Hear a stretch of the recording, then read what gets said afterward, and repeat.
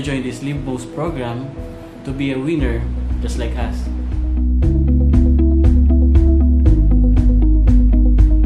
Wealth can be acquired through many opportunities, but health only comes once.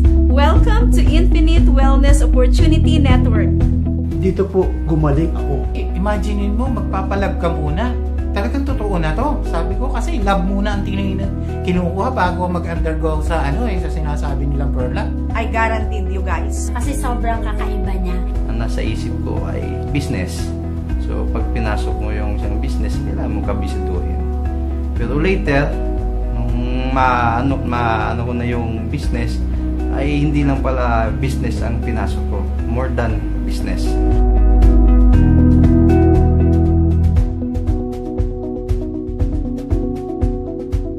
Amaze ako. 1 month lang. 1 month. Imaginein mo, yung mga dati ko nararamdaman. Sabi ko nga, di baling may diabetic ako, pero wag lang ako makakaramdam ng masasakit sa paa ko kasi hindi na ako makakapaghanap buhay. Pero after 1 month, as of now, wala po ako nararamdaman. Nakakapag-long drive po ako kahit motor po yung gamit ko, kahit yung sasakyan namin, kotse. Normal na lahat yung blood works ko. Before the program, madali ako mapagod. Minsan, nahihilo pa nga ako kasi na-acid ako. Lagi ang migraine. Kasi, wala kang exercise. Tapos, mainit ang ulo mo. Maraming nabago. Ako, na-experience ko, bumaba lahat ng mga matataas na mga blood works ko. Kaya, yun. Maganda na yung result nung aking blood chem. Nagkaroon na ako ng gain. Nagkaroon na ako ng pagbabago sa katawan, sa isip, at sa aking kaluluwa. Siguro, dito ako dinala ni God. Nung di pa ako nag-undergo ng program, yung naramdaman ko sa katawan ko, madalas akong manakit ang likod ko. Tapos, mabigat yung katawan ko. Tapos, madali akong antokin. Tapos, mabilis din akong mapagod. Nung nag-change ako ng lifestyle dahil sa pagkain ko ng gulay, nakatulong talaga siya ng malaki sa akin. Ang BP ko po bago ako sumunod sa protocol ni Dr. Barona is 150/120. So, hindi normal yon, dangerous para sa isang katulad ko. Ang aking po BP, with the help of our Lord, 110/70. So, doon ako naniwala. Ano ba ito? Ganun lang ba? Pero, sa awa po ni Lord, talagang naniwala po ako. Bakit? Wala akong tinitake any synthetic medicines, any supplements. Hindi po ako nag-take. Nasanay din na rin ako ng pag-akyat pa na o ganun nakadali. Kasi nga, magaang na yung timbang ko.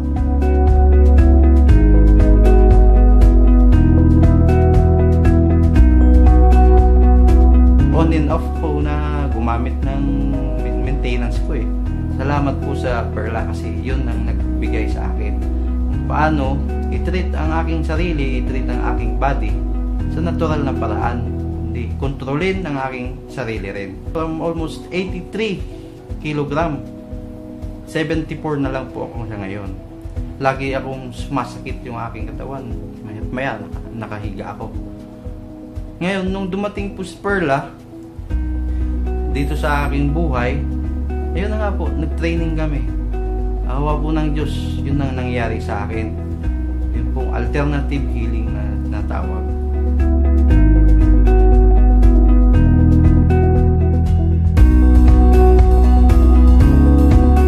Napasama po ako sa participants ng Perla. Tapos, doon ko po nalaman yung mga lifestyle ko po pala ay hindi po maganda. So, nakita po sa laboratory ko na mataas po yung unang-una po yung FBS. Yung FBS ko po ay maabot po ng 376. Yun po yung fasting blood sugar.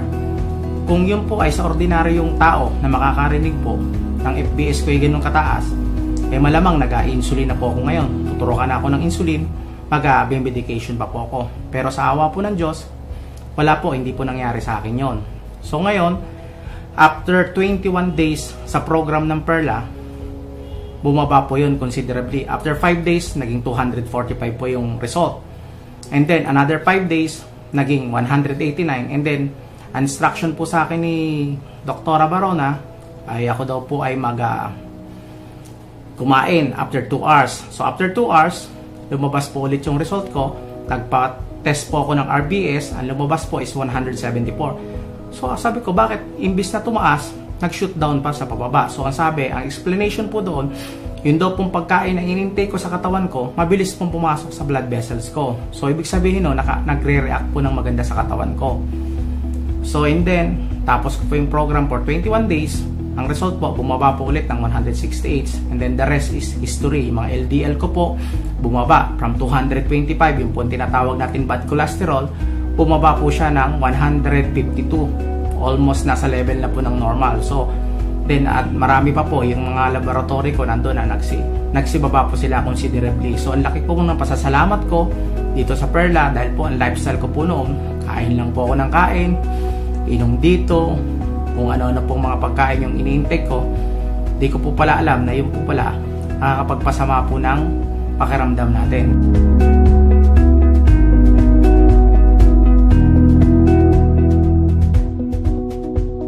Huwag lang ako makakaramdam ng masasakit sa paa ko kasi hindi na ako makakapaghanap buhay.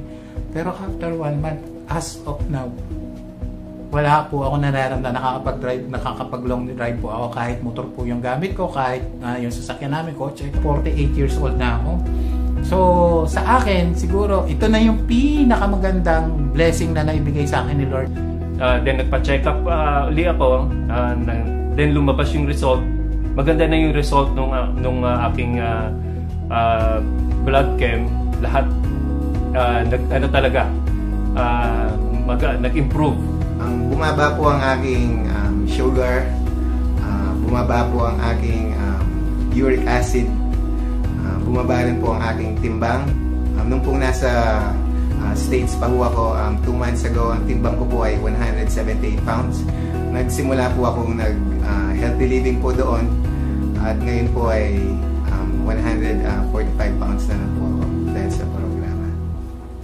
Nagbago po ang aking pakiramdam in terms of hindi po ako mabilis na napapagod ngayon. Hindi po kamukha dati na tatakbo lang po ako ng let's say jogging for 1 kilometer. Pagod na po ako noon, pero ngayon parang bumalik po yung aking stamina and health. Yung unang pre-test namin, so actually flying colors sila lahat. Uric acid, cholesterol, LDL, halos lahat. And then after ng program, which is 4 weeks namin in-experience yun, bumaba lahat. Nung una, ang bigat-bigat ng katawan mo, yan, yung mabilis kang mapagod, palagi kang tulog, wala kang energy. And then, yun, nung natapos namin yung program, yung post-test namin, nung bumaba na lahat ng mga hindi magandang resulta, yun na, energetic ka na, mabilis ka nang mag-isip, alert ka na. Nag-start ako 83 kilos, and then ngayon naglalaro na lang yung weight ko sa 76. Nagbago yung result, yung cholesterol, and yung talagang malaking pinagbago is yung uric acid ko. Bumaba talaga siya. Buong akala ko yung munggo is mataas sa uric, so yung part of my diet is beans, which is pababa sa akin ng uric. So I will continue this, and I'm excited na for the next month, yung result ng uric ko is pababa pa. Ako, meron po akong 2 kids. I would like them to have this opportunity as well para at least may experience nila ano yung importance ng pagkain ng gulay and fruits. Yun yung kinaganda ng programa. Yes. Maipapasa natin sa mga hindi lang nakakonstrict kasi sa atin, nakakonstrict sa mga and then we can pass it on to our relatives. Right. Hindi lang sa mga relatives, sa mga iba pang taong nakakasama. Of course.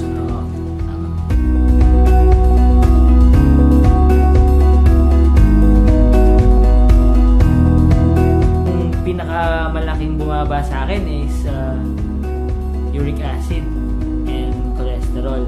At syempre, proud na proud ako bumaba yung weight ko. lahat ng mga fans ko nasusuot ko na kasi laki ng binaba talaga. Kaya napaka-effective ng program na in-undergo namin. Bumaba na yung mga lab works ko, gaya ng cholesterol ko, bumaba na siya, normal na siya, uric acid ko, normal na rin. Tapos yung sugar ko, bumaba rin siya. At the same time, yung weight ko, dati akong nasa 74 kilos, naging 71 na lang siya ngayon, 7.7 pounds ang nawala sa akin. Dahil sa pagkain ko ng tamang pagkain. Ngayon, normal na lahat yung blood works ko. Yun kasi yung problema ko talaga, constipated ako. Especially kapag nag-out of town kami, as in talagang hindi ako komportable. So yun yung naging problem ko. So after 2 weeks na ginagawa namin yung program, diba? Sabi nga, lifestyle, kailangan talaga adjust ka, baguhin mo kung ito yung dati. So medyo babaguhin mo siya. Pero ang good thing mo po nito, after 2 weeks, sobrang alam mo yung pagkagising ko sa umaga, tapos ginagawa ko lang yung program kasi meron po kaming, anong tawag dito, yung ginagawa sa umaga pagkagising. So after nun, alam mo yun, talagang tinatawag na kaagad ako. So sobrang dun po ako nagulat and even nakita ko talaga yung difference ng bowel movement ko before and after. Gumaang yung pakiramdam ko. Yung dati kong hindi nagawa ko na. Sa pag-akyat sa aming hagdanan, may second floor po yung house ko, hindi na ako hinihingal. Ganun nakadali kasi nga magaang na yung timbang ko. Ako po si Robin. I'm Toby. I'm Junie. Lloyd. I'm Deb. And we are One Angeles Group. Meron po akong addiction sa alcohol. Yan. So, isa sa mga naging bad lifestyle ko yun. And aside from that, associated po siya nung mga pagkain na hindi tama na ipinapasok ko sa katawan ko. Ngayon, nung nag-undergo po ako ng programa ng LiveMost and with assistance ni Perla, na-correct ko po yun. Marami akong natutunan, marami akong na-correct sa lifestyle ko, sa pagkain, and then na-overcome ko rin yung sa addiction ko sa alcohol. So, yun yung malaking role na naitulong sa akin. Ako, same ako ni Robin. I have addiction with coffee naman.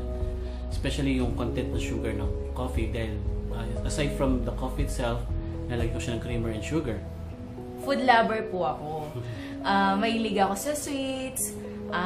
Mahilig din po akong kumain ng fast food. Nung pong nag-undergo ako dito sa program na to, malaki po yung naging changes sa lifestyle namin, ng buong family ko po. Kasama po yung mga anak ko. Yung pagluluto po, naging big challenge po siya sa akin. Kasi dahil dati kang nagluluto ng masarap na meat, babaguhin mo siya ng mas masarap na vegetables na may kasamang fruits. Yun lang, sabi ko, maalis lang yung mga ganun nararamdaman ko. Ang ano ko na mabibless ako dahil una-una si Lord siguro yung nagpakita ng ganitong klase ng opportunity. 2011 po, na-diagnose po ako na ako po ay isa sa diabetic. Yung tuhod ko, yung aking ilalim ng paa, parang sinusunog, mainit. So, sa hirap na naramdaman ko na yun since 2011, kahit na ano pa yan, susubukan ko. Sabi ko sa sarili ko, minsan hindi ako makatayo eh. Imaginein mo, sir, may nangyari. Yung dating 112 ko, umahaba agad, naging 90 o 85, mga ganon. Oo, 112 yung aking FBS. FBS yun ha. And then sabi ko, ang galing naman ito, wala akong nag-take lang ako na isa-isa lang. Kasi sabi ni doktora, wag daw munang ialis yung maintenance kasi nagme-maintenance na po ako, sir eh. So, sabi ko, kung 90 na to, on the second week, mas bababa pa to kasi gusto musunod ako sa protocol ni doktora eh. So, nakita ko, after second nag-ano ako, makulit ako. Sabi ko, tingnan ko nga ito kung totoo yung sinasabi, FBS to. Tingnan ko nga pag pa-RBS naman ako o yung tinatawag na random blood sugar. So, kumain ako na marami. Pero yung kinain ko, sangayon pa rin sa protocol ni doktora. Kaya lang din naminyan ko. Sabi ko, tingnan ko nga kasi EPS yun eh. So ngayon, ang ginawa ko, kumain ako, and then after 3 hours, saka ako nagpunta ng ospital, nagpa-check ako, nag-RBS ako. Ito na yung naging problema to ha. Ba't mas mababa pa kaysa nung nag-FBS ako? So ibig sabihin lang, maganda talaga yung program, yung health programs na ginawa sa amin. Ito po yung isa pang na-amaze ako. Kasi sabi ko, kung ito yung dire-diretso ko, eto na naman, diner ko na naman, tanggalin ko nga ako yung aking iniinom na binigay na ng mga doktor sa akin. So tinanggal ko, diner ko na naman, and then after 1 week na naman, nagpa-RBS uli ako, kumain na naman ako.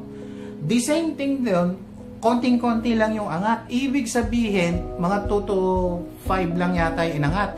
Hindi pa ako nakaka-100. Samantalang dati, nung hindi pa ako nag-undergo sa ganitong program ni Doktora, lamon talaga. Kasi sabi ko, mababa naman 150, 160. Pag kumain ako, nagwa 170 lang. Kaya lang, syempre, iba yung ngayon Yung mga dati kong ginagawa, hindi ko na magawa dito kasi magaan na yung pakaramdam ko. Alam nga naman, balikan ko pa yung dati kong ginagawa. Ito yung maganda. Tayo yung dinider ng ganitong, nagdider tayo ng mga produkto before, and then tayo naman yung nadir. Kasi ang sabi nga, tingnan na nga natin tong product na to, hindi naman ako nagkamali sa pagpili ng produktong ito. Yung saya na nawala ito, siguro hindi kayang bayaran ng pera. Yun yung malaking factor pa. Pumayat ako. Supposed to be dati, ang laki-laki ko, 120 kilos. So ngayon, nagpatimbang ulit ako, 100 na lang. So kung itutuloy-tuloy ko pa to, imaginein mo sir, 1 month pa lang. 1 month. Ang sinasabing protocol ni Doktora is 3 months. So ibig sabihin, kung dire-diretso ko yung 3 months hanggang 1 year, ayan na pa yung maganda. Di mas lalo pang maganda. Baka bumalik ako dun sa dati kong mga na 20 years old lang ako. Nagpa-laboratory po kami. Nakita po namin kung ano po yung mga mataas sa mga laboratory namin, cholesterol, sugar, uric acid, lalo na po yun, uric acid. Dala po siguro ng mga bad habits ng mga nakaraan na nagagawa po namin sa aming mga katawan.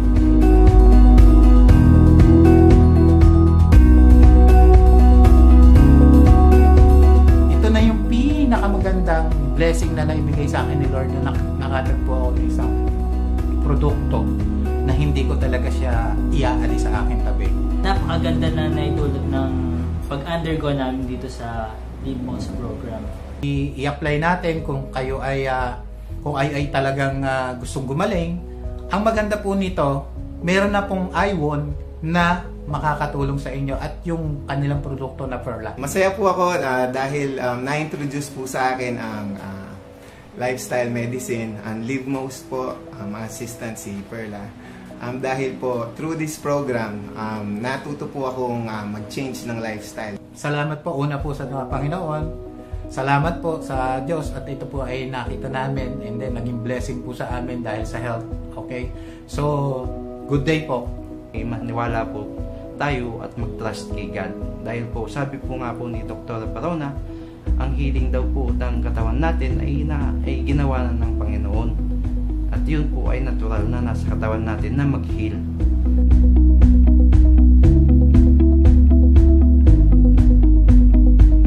Sa mga nakakapanood po ng video ito, subukan nyo po yung protocol ng Perla. Pwede po kayong mag-inquire o mag-join sa pamamagitan po ng iWon.